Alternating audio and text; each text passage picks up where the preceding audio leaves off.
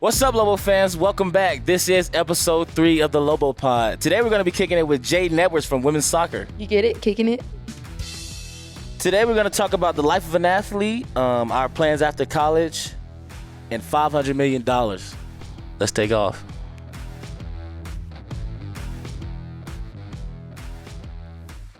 Yo, welcome back to Lobo Pod, episode 3 with Jadyn Edwards and Langston Murray. We have a special guest with us today, Lobo fans. You guys know her, and I will let her introduce herself, so go ahead. Awesome. I'm Jadyn Edwards. I'm a senior on the women's soccer team, and I'm from Seattle.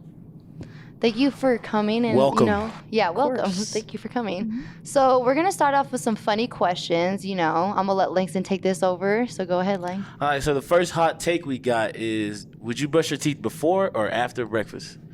Oh, I have to brush them before breakfast. Me too. Because when you're totally waking agree. up, you're feeling kind of, hot breath. Yeah. Exactly. Especially if you're leaving, like if you're going somewhere to eat breakfast. Yeah. And you brush your teeth after, Okay. you're sick. But listen.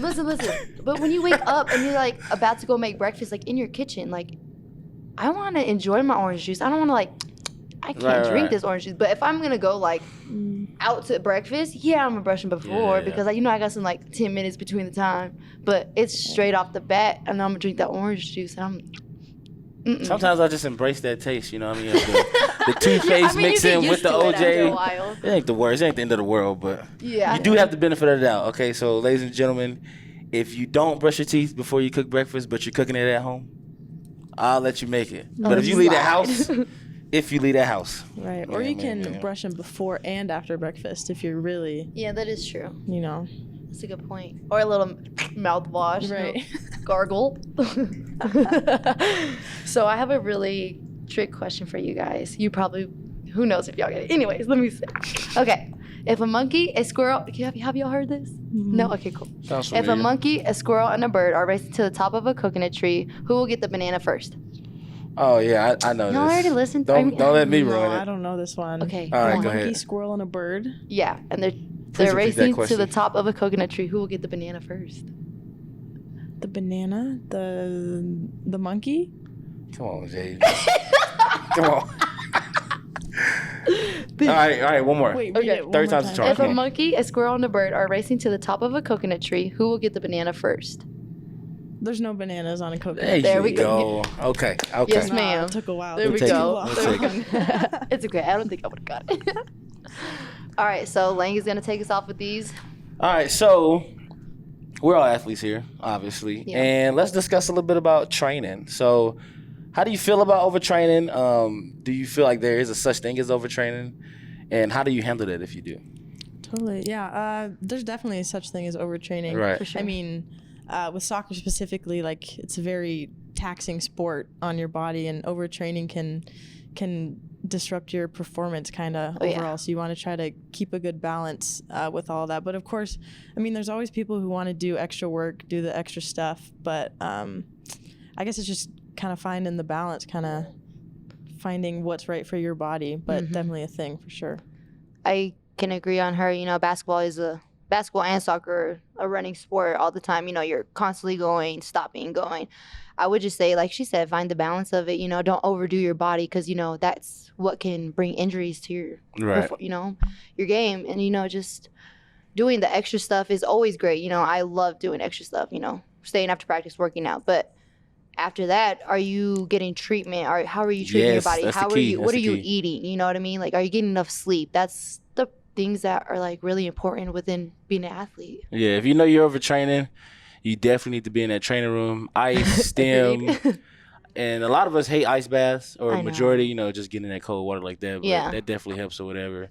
Because it's a fine line. Obviously you want to just always know that you still got something left in the tank, and you just want to, get better every day. But sure. Yeah, there is a such thing as overtraining. But if you are overtraining, again, take the treatment serious. So we're talking about treatment now. What is the thing that you hate the most in the training room? What is something that you're like, no, I don't want to do? It has to be ice baths for me. Okay. Those hurt. They hurt mentally, physically, but I mean, they're good for you. Yeah, so you gotta do them. But. Honestly, I don't like rolling out. Okay, but okay. I really hate rolling out. But why? Well, okay, if you're doing like the rolling out on your back, then that's cool because you know but what I'm saying. But the legs, the T-bands. But if you're doing them quads, I'm basically in push-up position for like 6 minutes, and now my triceps are burning at this point. So like, okay, yeah, I don't really like rolling out. I would say, ice baths are definitely painful. Like, it's cold. Like, my body is freezing. Why am I sitting here? Lose your breath for a little. Yeah. It's a mental thing. It's definitely a mental thing. I agree. What about your favorite treatment to do? I would say either the scraping or needling. Needling is like a relief on the muscles. Like dry needling? Yeah, that stuff feels so good. You used to go in like in between my knee one time. See, I haven't had that. I get it on my back. Yeah, okay. I like flushing. Like when when you roll your ankle or something like that and they flush it. But I haven't gotten a flush in like Is that like the scrape super stuff? Long. Same concept. They doing it with their hands. Oh. And then like squeezing like all the scar tissue out. See, I get that on some knots. That feels good. It feels hella good. But I'm trying to think of what else. Ice and stim is good. I do that nearly every day. Ice and stim on my knees, honestly. I like that. What's that gun called? Theragun? The Theragun. That's my favorite. I use that, or no, not me, but one of the men's players used that the other day in the training room at the football facility. It was pretty loud.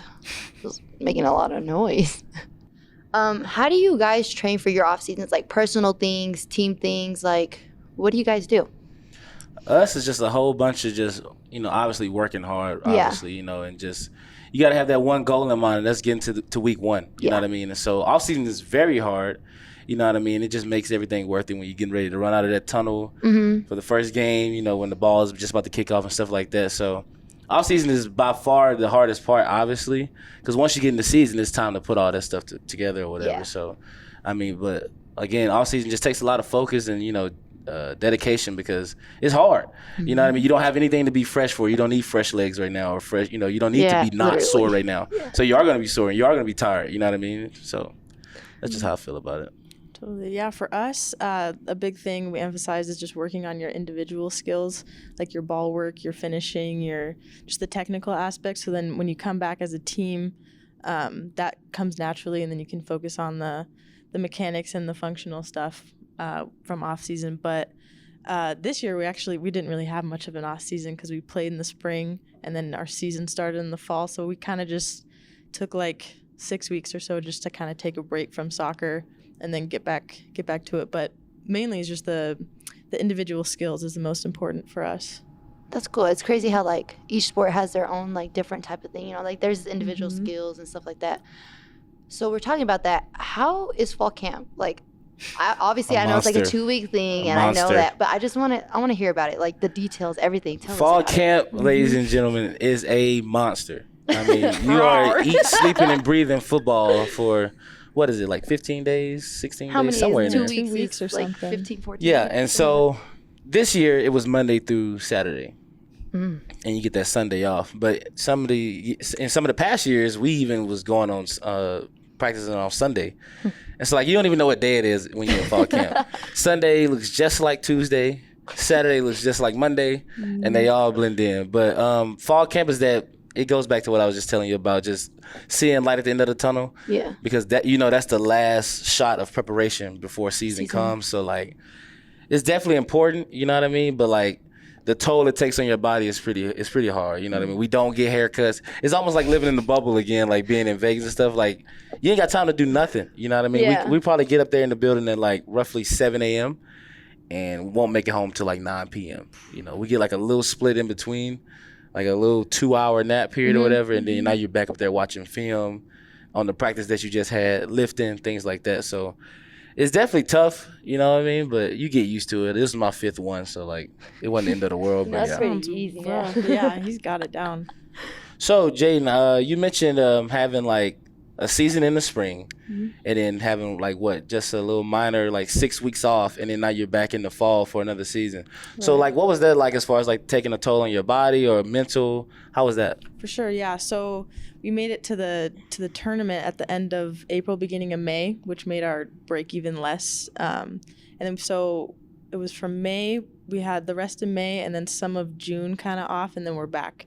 So a lot of that, like I said before, is taking a rest, getting your body just 2-3 weeks of just doing nothing, you know, or just light stuff just to recover and be fresh for preseason.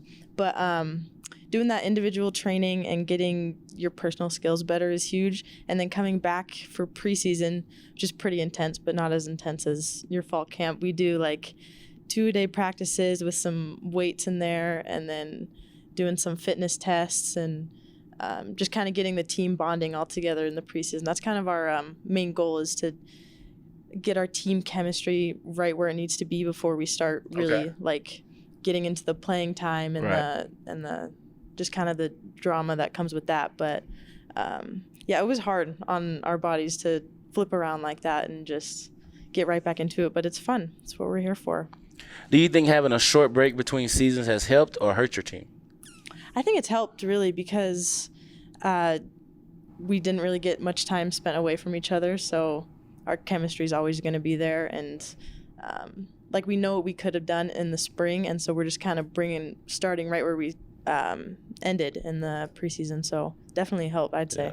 And less time to get out of shape, you know what I mean? Oh, yeah, for sure. But you're too old to be getting out of shape now. You know, you go home for Christmas, take it easy on the pie, or for sure go run it off after you eat it. You know what I mean? All right, I got a question for you guys. Okay. So the Powerball Jackpot, actually the drawing's tonight for $570 million. Oh. If you guys won that jackpot, first of all, would you tell people, and what would you do with that money? Honestly, wouldn't tell anybody but my family, you know, because there are some people out there that want that money too. So like they'll do anything for it. So I would just say telling my family, you know, paying off whatever they got to pay off, invest in stocks. You know, I know it's a lot of money, but I can make even more money off that. You know what I mean? So I'll just do that type of stuff and just take my family on vacation wherever they wanted and buy them a house and just bless them before I bless myself. There you go. Well, I mean, I agree with what she's saying too, but I am going to tell someone. I'm not going to tell everyone. But like Justin, Jared, just know y'all good. We're going to pop it those that night. You hear me? Okay, you know what I'm saying? friends, I'm going to tell the bros. I'm not going to like post on Instagram, hey, I got $570 million. Right. And I got to break some of the homies off. You know, we all talk about being rich, and here I am bumping up into like 500 mil. Oh, yeah, I'm going to bless my friends. I'm sure I can throw a meal around somewhere. Y'all y'all going to split too. You know what I mean? But so, like, that's definitely my plan. But obviously, you know, take care of my family, you know, give moms a house, you know, the generic stuff that everyone says they'll do when they make it or whatever. But, I mean, definitely going to go to the Dior store, you know, probably a little bit of Louis V here and there, you know. Definitely got to go up the wardrobe a little bit. But, yeah, that's my game plan, honestly. I think I want a Louis. So, y'all, okay, let's ask this question to tag on to this. Are y'all keep playing in y'all sport though, right? Like y'all gonna keep playing in the sport, right? Oh yeah. Oh yeah. I would definitely invest into like some sport things in New Mexico, because you know, like there's not a lot of sporting things in it, you know, in New Mexico. Like AAU isn't a big thing, you know. I think I would make that a popular thing, and that would be one of the things I would want to do too. Yeah. That'd be pretty cool. Definitely build up the community with that kind of money for sure. You know what I mean? Yeah. So Jadyn, what are you gonna do with that money? You know, I'd have to tell my mom and my dad. I don't think I'd tell my friends, to be honest. What? Okay. I think snake. No, there is some good. I want to hear this.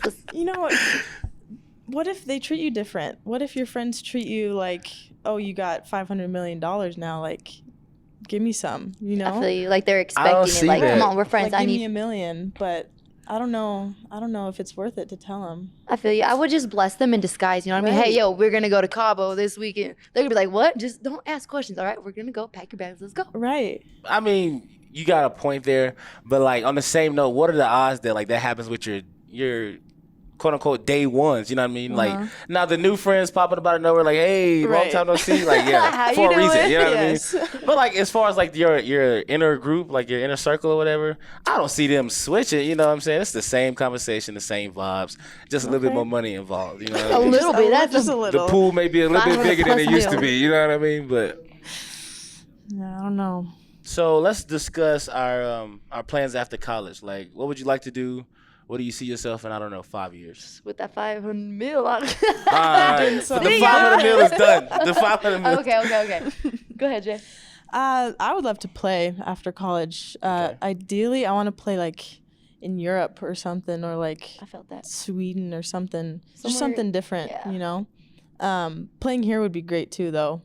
Either way, whatever I could get. But after that, I'm a biology major, so I kind of want to do something in the medical field. Okay. Not really. I don't think I want to go to med school.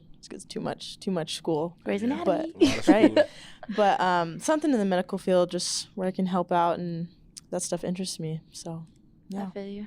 I definitely want to play, you know, like the places she said, like Europe, you know, things like that. Like somewhere where it's like definitely a culture shock, but somewhere where I am appreciated, you know, women are appreciated, because that's very hard to find nowadays. Yeah, definitely playing. And after that, I do want to coach, you know, see where basketball takes me, you know, get a little free trips here and there. Yeah, and just continue on what God has for me. What about you? I feel like it's safe to say that we'd all like to go professional. It's like option one or whatever. But, I mean, I do like to pride myself on, like, having more than one option. You know what I mean? Just being prepared. And just tell all my athletes out there, like, take schooling just as serious, you know what I mean? Like, outside of your field of play or your sport or whatever. And go the extra mile in trying to get an internship, or, you know, trying to network with people that don't have anything specifically to do with your sport, you know, and just getting to know more people outside of your It's not, what did they say? It's not what you know, it's who you know? Yeah, it's not what you know, it's who you know. So, like, obviously, we'd all love to go pro. Anybody listening to this would love to go pro in their sport. But, I mean, for me, I wouldn't mind being in corporate America, you know what I mean, and just having a nice job or whatever. Obviously, like, financial stability is a big thing, you know what I mean, whether you playing for millions in the NFL or you just got a good job that take care of their employees. So, yeah. So, like, where would you want to live? Ooh, that's a good question. Good question. I really like Texas, and, you know, but then I really like the beach. So, like, California, Florida type thing. But I would say Texas for sure. You know, there's a lot of opportunities there. Right. It's not super expensive.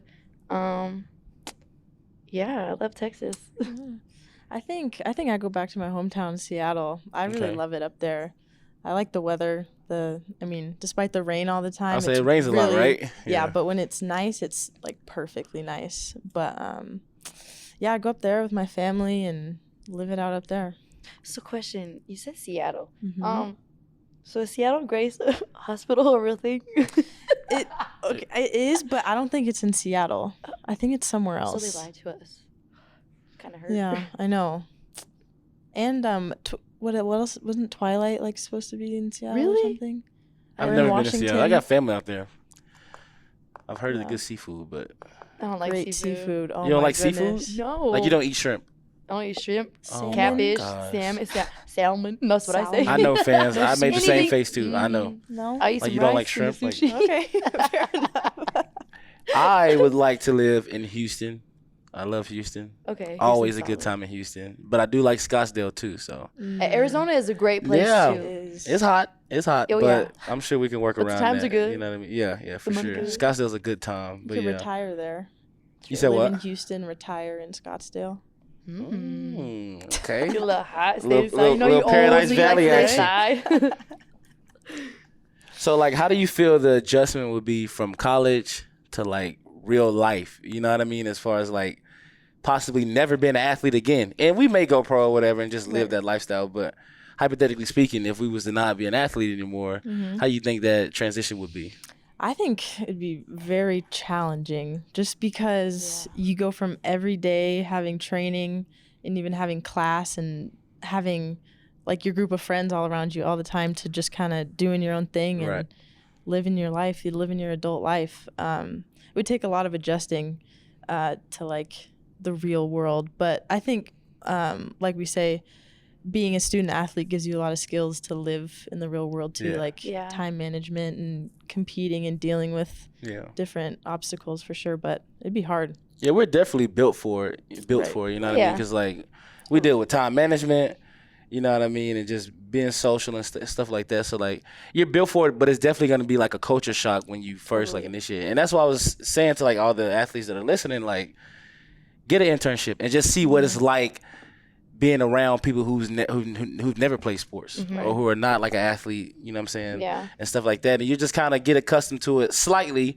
and you're still an athlete, right? But like, you know, if you're free in the summer or you have nothing to do in the summer, or whenever your sport may not be in season, when you may be free in the spring and stuff like that, do it then. You know what I mean? Just kind of get your feet wet with, you know, being in the real world, as they would say. I definitely did that.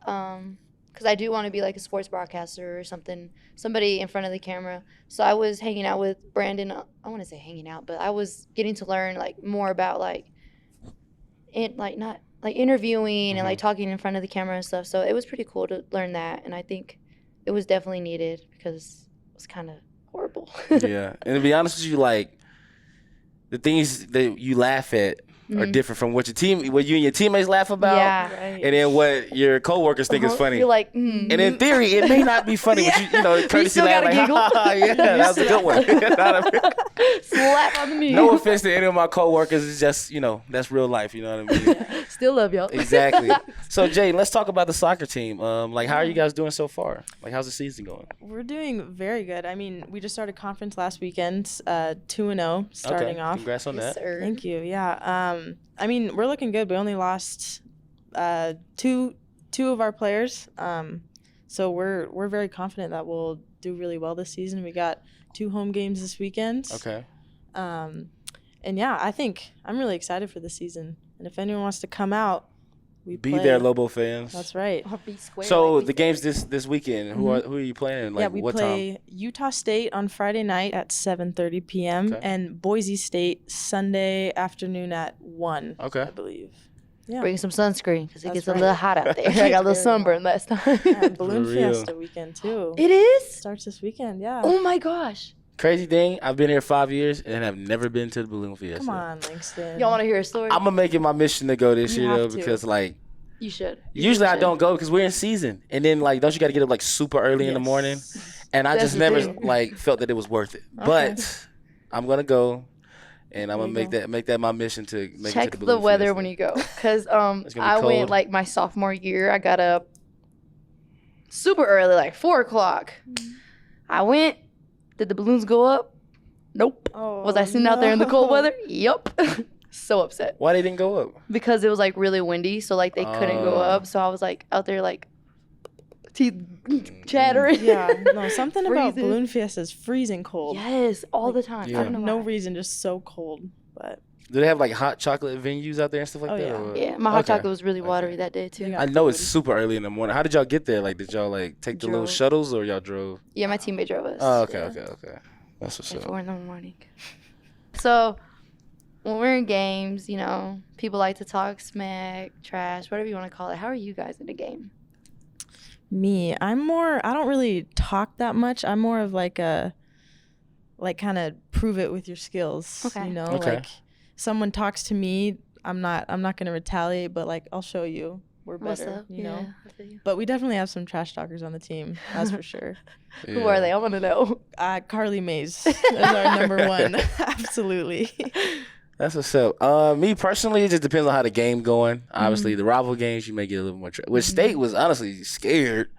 You know what I mean? That's just the bottom line. So they didn't really talk that much trash. But, like, in general, you do get those games where they want to talk trash. So, like, all right, I'm on that. You know what I mean? But, like, in general, I'm a very talkative person throughout the game. Like, whether we be in, like, good sports. And I'm never a bad sport. You know what I mean? But, like, if I get that tackle, I'm going to make sure you hear me. You know, and know that it was me. Apply the pressure. You know what I mean? That kind of thing. So, like, I'm definitely capable of talking trash. I've matured a lot since high school. Like, high school, I was, like, I'm going to, like, really talk trash. You know what I mean? Like, be ruthless with it. But now I done kind of chilled out because, you know, it's just like early on I thought the game of football, you just got to be violent all the time. And you just got to be, like, you have to genuinely hate your opponent. You know what I mean? But, like, now we understand it's a game. You know what I mean? And, like, I'm going to hit you. And I'm going to try to break your rib. But, you know, like, I'm going to, you know, make sure you get up. I may even help you up. You know what I mean? So it ain't that big My bad, broke your rib, bro. Come on, let's get up. Let's go. For real, yeah. What about you, Jadyn? Ooh, our team is, you know, they're very good sportsmanship. But we do love to talk. Right. You know, we gonna talk and prove our point at the same time. You know what I mean? Mm-hmm. There's some games, you know, there's that one person that just yap. And we're like, no, like, you're not going to talk to my teammate like that. Real. So we all on that, you know what I mean? So we all have each other's back, and it's lit, you know what I mean? It's cool that I'm going to hit a 3 and everybody going to, like, hype me up, and they going to talk their smack too, you know? It's cool though. I don't know. I love it. Okay, so let's transition that to like us, like outside of our sport. Like, you know, how are you then? I say I'm not a very extroverted person. I'm more like introverted to myself. Okay. So I guess kind of similar to how I am in the sport, just kind of proving my point by the way I play, and I guess outside the sport, just doing my thing outside. I feel it. But of course, a very friendly person. Like to have fun, you know. I would say I'm very outgoing. You know, I like to do things, but I do like to sit in my room as well. I do have a cat, so I think I spend the majority of my time with her. Because people ask me, like, what do you do? And I'm like, I honestly don't know, but I think I'm with my cat a lot. But other than that, I'm always with my teammates. You know, we're always hanging out with each other. But yeah, I'm an outgoing person. I love to make friends, and I love to have fun. I'd say the same. Anyone who knows me definitely knows I'm a talkative person. So, like, I'm very social. I'm friendly. That's why I'm saying, like, even in the game, I'm going to still talk. Yeah. Now, whether it's above the line or below the line, that's dependent upon my opponent. Are you above the line or are you below the line? You know what I mean? I'm matching your energy. You know, I'm going to match your energy, but, like, I'm definitely extroverted, but introverted in the same note. You know what I mean? Like, I think it kind of just depends. Like, it varies. I would say it varies as far as, like, inconsistency or nothing like that, but like just depending on like the situation at hand, you know what I mean? Like if I'm thrown in a room with people that I have no idea about and that I don't know, I'm gonna make a friend. You know what I mean? I'm gonna like I'm not definitely gonna sit there awkwardly. Exactly. So like, hey, so what's your name? How you doing? Where are you from? So that's my whole little motto on that, honestly. Okay, you mentioned you're gonna make a friend in the room. Okay, so am I. I think Lobo athletics is on a different level right now. I personally feel like a lot of athletes and like sporting, you know, organizations are like really connected. How do you guys feel about that? Am I the only one seeing this? No, I agree. And it's a good feeling to know that like we are a community and we are one. You know what I mean? And it's feel like it just we got each other's back. You know what I mean? Because in a sense we are family. We're the Lobo athletic family. You know what I mean? So that's always a good thing to stick together and just motivate each other. Because again, how we talked about having fans and stuff like that, and like even during the COVID process when we didn't have fans. That makes a difference, you know what I mean, as far as the energy and emotion when you do make a play or what's driving you to make a play. So if we got, like, other athletic teams coming to our games and supporting, and again, like, even, like, you know, the smaller sports, we do need to make it an effort to go to those games as well, you know what I mean? Yeah, I completely agree. Like you said, about motivating each other. Last season was a big one for all of us, winning championships left and right. Yep. I think that motivates all teams to want to win and just want to be better and do our best. But yeah, there's like something different about this year. We're all just getting along so well and intertwining teams more than usual, which I think is really, really awesome in terms of supporting each other. I agree. For sure. Do y'all feel like that was like COVID that did that? Like that created this energy? Because we've seen what life was like without it and just being without anyone. So now it's like, you know, put aside the pride thing or don't be, I guess the word would be bougie or anything like that. Like, let's just all, like, be cool just and, like, chill. have We're fun. all the same people at the end of the day. Yeah, I honestly think so, you know. Before COVID, I think we all had, like, our own groups, you know what I mean? But then once you start to learn that when you're stuck in a hotel with the same people every single day, you're like, I want to explore. Like, I want to be friends. Like, come on. Yeah, so I think that just, life can be taken from you within a second, you know what I mean? Yes. You can be stuck in a room for 14 days quarantining, like explore, learn other athletes, like, you know what I mean? Like learn their sport, get to know other people. So I think COVID really helped me like adventure out more. So yeah. And I was talking to a friend, and it was a new friend. Like I had met them. They parked wrong, and I was walking, and she's like, "Did you see that?" And I'm like, "Yeah, I saw that." You know what I mean? And somehow we got on the topic about sports or whatever, and they mentioned like a smaller sport or whatever. And I'm not even gonna say smaller sport. But they mentioned like a smaller sport. team. Yeah. And then they was like, "Oh, you probably wouldn't care about that or whatever." And I was like, "No, actually, I would because like obviously some sports, you know, are like less, you know, publicized than others. But on the same note, like me personally, I like watching someone play the sport that they perfect their craft at. You know what I mean? And like, because I still have that same connection with them as far as like, this is what you care about. This is what you get up at 6 a.m. about. and leave at 12 about. You know what I mean? Like, this is what you go 6 hours a day about. So, like, that alone is, like, very intriguing to watch. You know what I mean? Yeah, I would just say something similar to what Jadyn said. Just the whole COVID thing making you grateful for what you have, and kind of coming back from COVID, you really like learn to love the things that you have and that you're able to do, and the people you can see. I think it all just brings it into perspective. Just like you said, you love your bed now, right, Leg? So what now? You love your bed, right? You appreciate your bed. Yeah, that bed is a beast. Because I mean, you know, like the hotel bed was all right. You know, majority of hotel beds are soft. I don't know. I got some. Nah, I got some recently. You know what I'm saying? Recently, one of them was like, I'm like, dang, I only get one pillow. What is this? I got like 5 on my bed. You know what I mean? Every time we walked in the hotel, I would run. I'll put my stuff down, and then we'll go do what we got to do. And how I test the bed out is I would run and I'll like land on it. You know, it feels comfy. I'm like, I bet. But it feels like basketball court. Yep. Yep. Nope. I'm not sleeping good. Bad game tomorrow.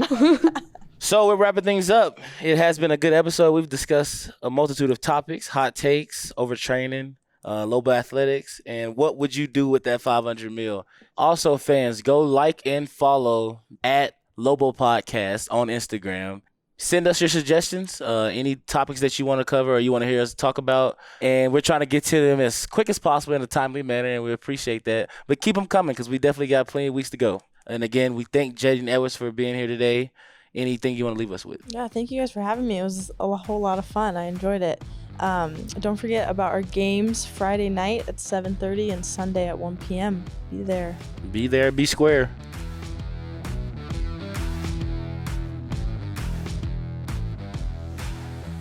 All right, so that was episode 3 of the Lobo Podcast with Jadyn Edwards from soccer. How do you think it went, Ling? I think highly of it. I think it went well. Jadyn Edwards is a good kid, so. Great student. Yeah, all jokes aside, though, we had a good time getting to know Jadyn Edwards a little bit more. And any other athletes that want to be on the Lobo Pod, hit me or Jadyn up. Jadyn from basketball, that is. Or Jadyn Edwards. She'll relay it. But, yeah, just let us know. All right, let's take a look at Lobo Athletics. Volleyball has started conference. They are 2-0. They have beat Fresno and Air Force, and they are headed to California to play the Aztecs and Las Vegas to play the Rebels. Soccer has actually started conference as well, and they are 2-0 too. Not 2-0 too, but they're 2-0 too, you feel me? And they have a home game Friday at 7:30 and Sunday at 1, so you guys need to be there. Also, swimming has an inter-squad scrimmage on Friday. That is to be announced, so stay tuned on the Lobo Athletics page. And thank you guys for tuning in. See you guys next time. Boom, we out. Mic drop.